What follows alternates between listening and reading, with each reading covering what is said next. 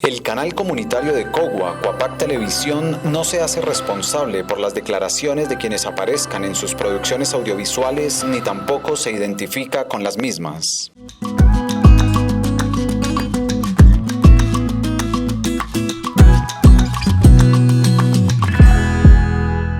Bienvenidos a Entre Mujeres, Desafíos y Resistencias. En este nuevo capítulo abordaremos la importancia de la educación desde una perspectiva de género. En este espacio nos sumergiremos en los desafíos y oportunidades que se enfrentan en los contextos educativos en materia de género.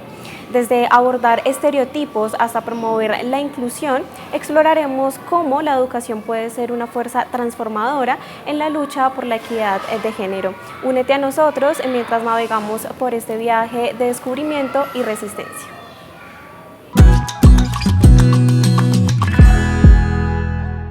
Tatiana, bienvenida a las cámaras de Coapac y bueno, cuéntanos primero un poco de ti, de tu profesión y un poco de tu vida para que los televidentes pues conozcan un poco más de ti. Bueno, inicialmente muchas gracias, bienvenidos una vez más a este lindo jardín. Mi nombre es Tatiana Santana, soy licenciada en Educación Infantil de la Universidad Pedagógica Nacional, recién llegada a este lindo municipio. Soy una mujer campesina, vivo y he vivido toda mi vida en una zona rural, en un municipio muy parecido aquí vecino de ustedes.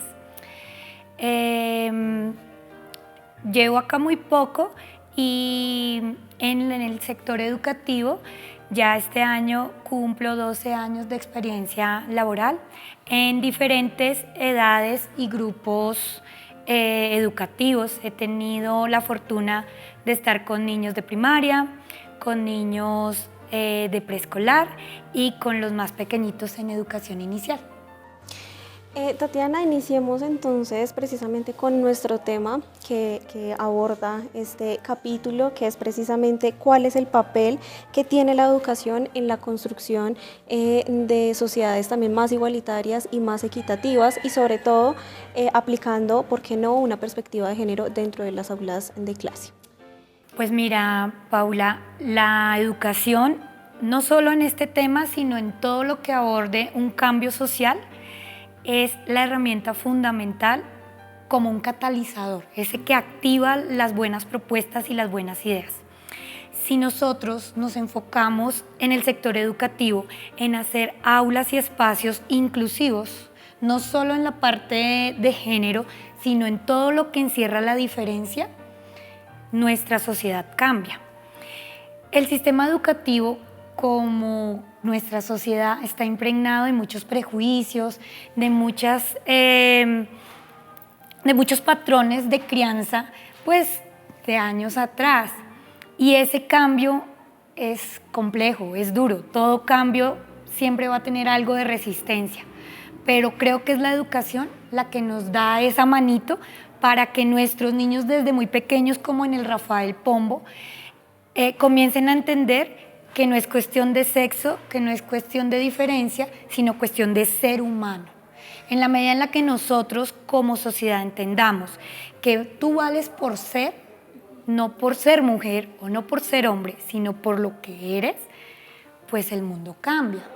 Y nosotros como maestros tenemos que hacer ese cambio de perspectiva y de comenzar a formar niños y seres humanos abiertos a respetar la diferencia, a dejar esos modismos y esas palabras o frases, dialectos segregadores, que lo único que nos hacen es competir, en algunos casos victimizarnos, en otros hacernos más fuertes o héroes.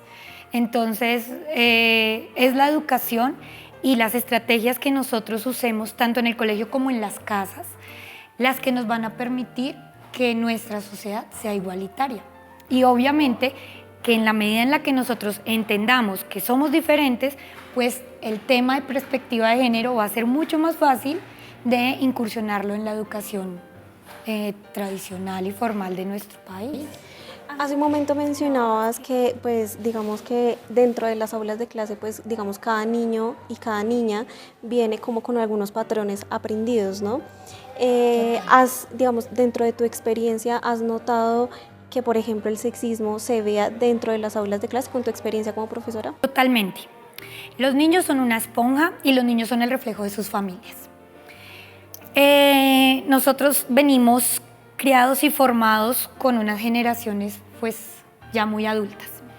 Y para nadie es un secreto que antes los sexismos eran la carta de navegación dentro de la sociedad. La mujer unos roles, los hombres otros roles, las mujeres podían hacer ciertas cosas, los hombres podían hacer otras. No nos podíamos pasar de esa línea. Y aquí en las aulas de clase encontramos eso con algo tan fácil como no llores, porque llorar es de niñas. No uses el vaso rosado porque el rosado es de niñas. No juegues fútbol porque el fútbol es de niños. Y ese tipo de frases y de lenguaje es sexista. ¿Los niños de dónde traen esas frases? De sus casas. Entonces el cambio, claro, comienza en casa y se enfoca en colegio. Es muy, muy, muy común encontrar eso en las casas. Y todo lo que pase dentro de la casa va a ser plasmado en el colegio. Esa parte de lenguaje y de socialización entre los padres y los adultos con los que los niños comparten, viene acá. Entonces, nuestra tarea como maestros sí es muy difícil cuando en la casa no manejamos el mismo idioma. Cuando mamá y papá pelean porque mamá le pide ayuda al hombre de la casa en oficios del hogar y el papá dice, eso son cosas de mujeres. Y pues si él viene aquí al colegio donde se le pide cumpla con una responsabilidad como organizar su mesa y ser responsable de sus cosas, no lo voy a hacer porque son cosas de mujeres. Entonces es muy difícil. Si en casa no nos ayudamos, en el colegio el choque va a ser fuerte. Claro.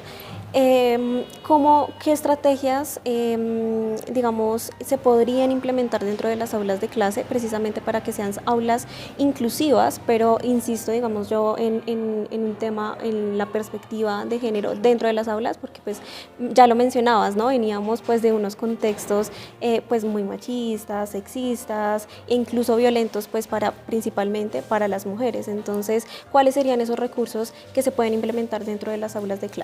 Bueno, el primero y el más importante, el cambio del lenguaje, el uso de las palabras. Si nosotros comenzamos a usar frases amplias que no sean segregadoras, pues para ellos va a ser muchísimo más fácil comprender que somos seres, que no es el lío de que seas niño o que sea niño. Inicialmente eso. Nosotros en la mayoría de los colegios manejamos unos decálogos o unas buenas prácticas o las palabras mágicas. Incluir dentro de las rutinas de trabajo frases y comportamientos en perspectiva de género, como hacemos filas o nos organizamos por grupos, por estatura, por habilidades, por edades y no por sexos, comenzando por eso. 2, podemos también hacer uso de los materiales de una forma holística, no los juguetes de las niñas y los juguetes de los niños, o los colores de las niñas y los colores de los niños. Importante que los niños también exploren y conozcan su cuerpo de una forma libre, sin que nosotros lo señalemos al modo morboso y al modo grosero que a veces los adultos tenemos en nuestra imaginación, sino que ellos reconozcan que su cuerpo es de ellos, que lo conocen, lo respetan, y el de la otra persona también, que es igual de valioso así sea diferente, sin tener que ir a los extremos de que es que no, tú no puedes conocer las partes íntimas de una mujer y de un hombre, es que las tienes que conocer, tienes que reconocer de que el hombre es diferente por unas condiciones biológicas y las mujeres por otras, pero pues que las tenemos que respetar. Entonces, desde muy pequeñitos, ese cambio va a marcar todo el resto de la formación del ser humano y obviamente en la casa. Entonces, si nosotros en los espacios escolares manejamos ese tipo de ajustes y comenzamos a dejar de lado sobre todo el lenguaje, créeme que la perspectiva de género se está trabajando articuladamente en todo momento. En 2016 en el país, digamos que se quería implementar unas cartillas referente a hablar de educación sexual dentro de las aulas de clase. Algunos sectores conservadores, digamos que hicieron toda una campaña de desprestigio con estas cartillas y se le llamó ideología de género. ¿Por qué crees que esta perspectiva que se muestre de la diversidad, de la inclusión dentro de las aulas de clase, incomode tanto? Todo lo que sea cambio incomoda, todo. Y siempre va a tener algo de resistencia. Te incomoda porque no está acorde a la forma como te criaron y te formaron. Por eso es que tenemos que quitarnos esas fronteras de la mente y de los niños, dejar desde pequeñitos comenzar a abrirles el espectro y mostrarles cuáles son las diversidades que nos rodean. Nosotros no podemos pretender tener a nuestros niños en una cápsula de cristal donde no se le hable de que ya no tenemos las mismas familias nucleares a las que quizás tú y yo estamos acostumbradas, donde está la mamá, el papá y los hermanitos, donde tenemos que contarles a los niños que hay diferentes tipos de familia, que en ocasiones son mamás las que están allí y en ocasiones son papás los que están allí, que hay niños que a pesar o por cosas de su libre elección no están de acuerdo con el género que le asignaron por sus características biológicas, donde es que hay muchachos o chicos que no se sienten identificados con la masculinidad, sino pues con la parte femenina, y que hay chicas que no se identifican con ser mujer, sino pues con la forma de ser masculina de los chicos. Es muy difícil venir a decirle a un papá conservador, católico, cristiano, que se hable de eso en casa. No es fomentar, ni es abrir a la libertad absoluta de que hagas lo que quieras, pero sí de mostrarles las cosas que nos rodean para que cuando ellos tengan la capacidad de elegir, lo hagan libremente, sin el miedo a ser señalado, sin que el prejuicio lo tenga que cargar en su espalda, sino pues que sea una elección como la tuya y la mía hoy de vestirnos de negro. O sea, no, es muy difícil hacer que eso cambie en las familias, pero es necesario. El caso del que tú cuentas, mira, la familia lo aceptó muy bien al chico, pero fue el colegio y su grado, su grupo, sus compañeros los que pusieron esa barrera y los que de cierta forma hicieron que toda esa situación desencadenara tan mal. En estos momentos la inteligencia emocional de nuestros chicos es tan diferente a la de nosotros, que a nosotros ni siquiera nos hablaron de inteligencia emocional ni de manejo de emociones.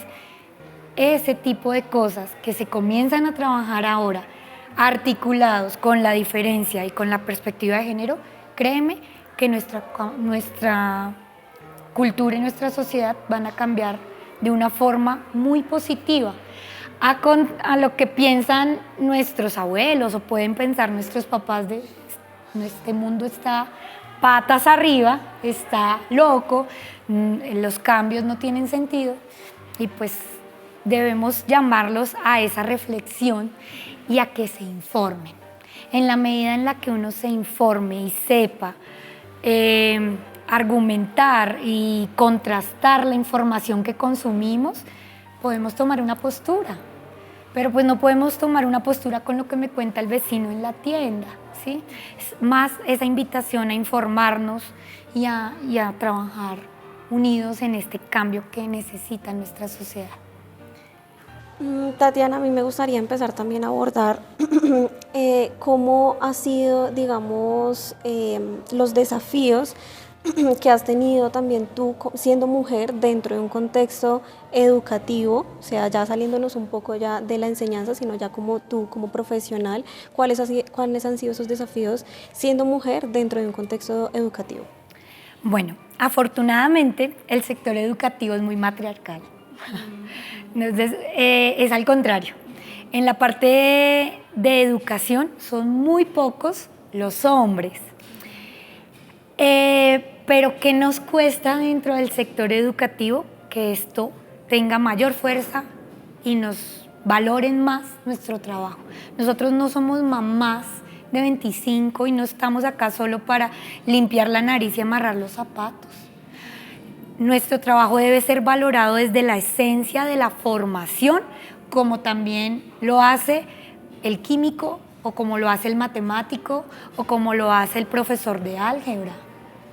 Nosotras las maestras, sobre todo de preescolar, somos estigmatizadas de cierta forma por ser las profes que se la pasan jugando todo el día y criándole los hijos a todas las familias del pueblo.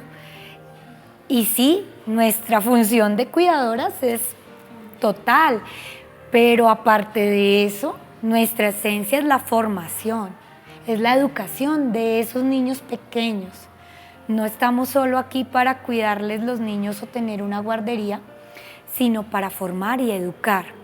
Entonces creo que ese es, y seguirá siendo por un buen tiempo, nuestro gran reto como maestras de preescolar, como maestras de primera infancia, a que se nos valore nuestro trabajo más allá de lo operativo, porque es muy común que tú escuches eso. En una reunión de maestros y que pregunten tu perfil, el maestro de química, el maestro de tecnología, el maestro de álgebra. ¿Y tú?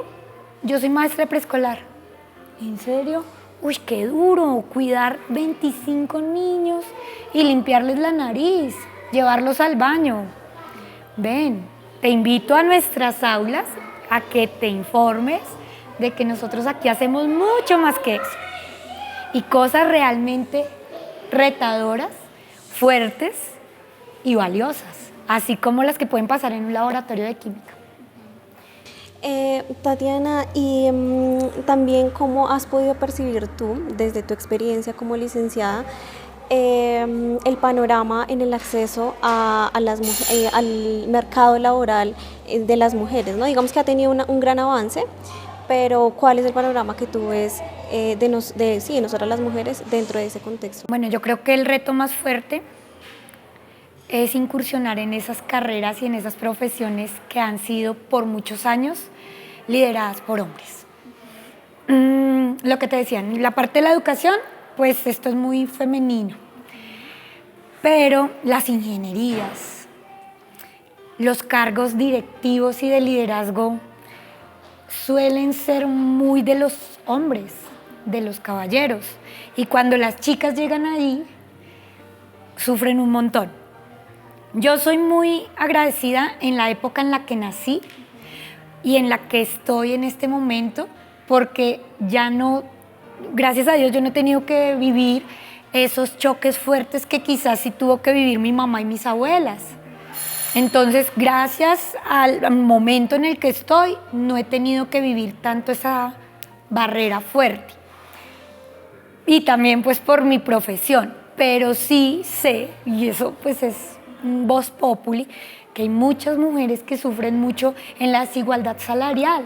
Hacen las mismas funciones, cumplen las mismas labores que cumplen los hombres, pero pues ganan menos, son menos retribuidas. Pueden hacer las mismas cosas, pero a quien entrevistan, a quien muestran, son a los chicos. Entonces hay cosas así en la parte de la medicina, de la innovación tecnológica, las ingenierías, en las que las chicas sufren un montón por abrirse camino y mostrarse que pueden hacer lo mismo que los hombres y pues que deberían ser igual de valoradas o mejor. Nos falta un montón, nos faltan muchas cosas en nuestra sociedad para que exista esa igualdad.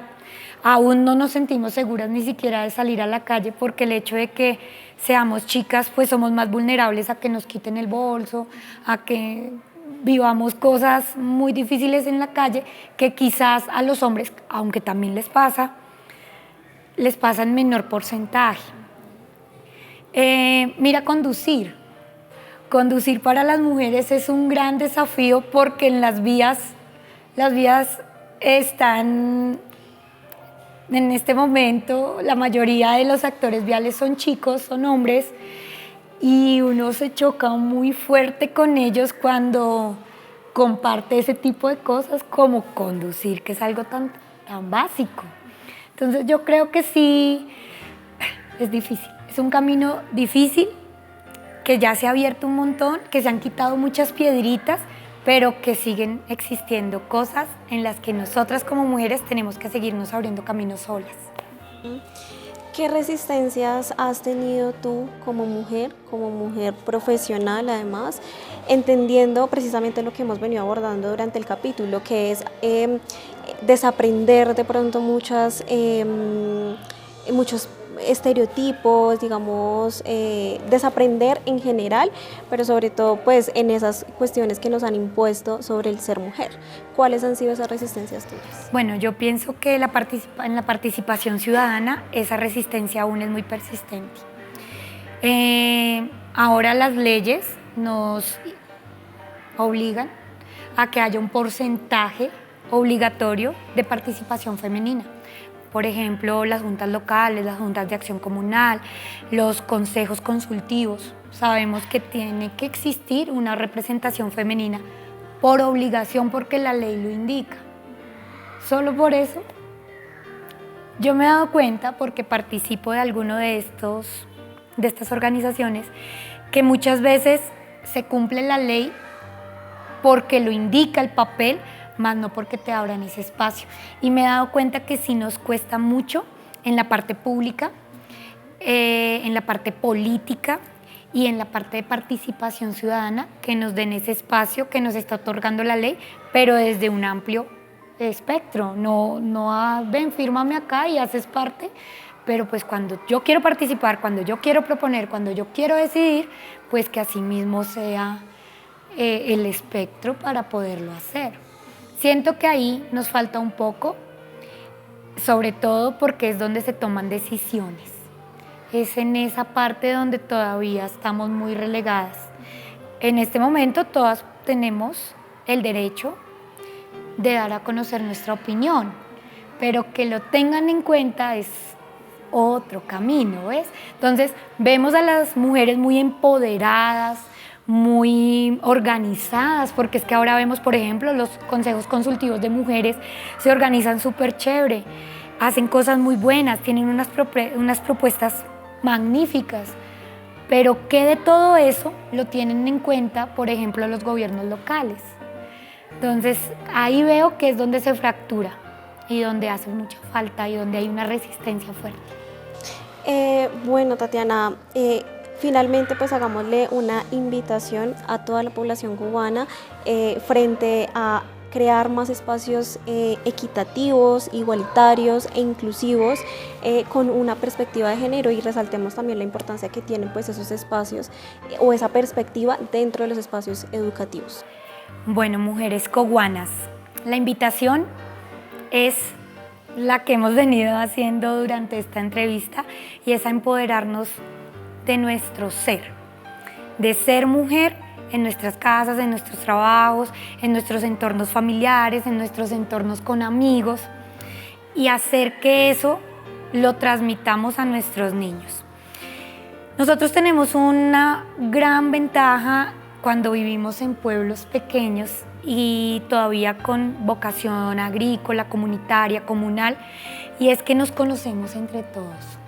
Si nosotros como comunidad valoramos a esas mujeres que le están metiendo la ficha, que se están jugando un espacio y guerreándose un espacio fuerte dentro de nuestra comunidad para representarnos, la invitación es apoyarlas, es a seguir aportando con ideas, con decisiones, y obviamente hacer que nuestros niños, no solo las niñas, nuestros niños y las niñas comiencen a comprender que Cogua puede ser un municipio inclusivo, puede ser un municipio que actúa y piensa en perspectiva de género, donde nos reconocemos por nuestras habilidades, por nuestros gustos, por lo chévere que eres, por lo bueno que haces. Si no te va muy bien, yo te ayudo, y trabajamos en comunidad, sin necesidad de seguir alimentando el machismo y los sexismos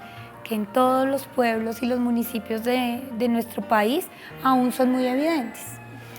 La invitación desde el Rafael Pombo es a que nos conozcan estas nuevas estrategias que estamos involucrando en nuestra práctica pedagógica, que somos un grupo de maestras que queremos dejar una huella importante, un lindo legado para Cogua desde nuestros niños pequeñitos.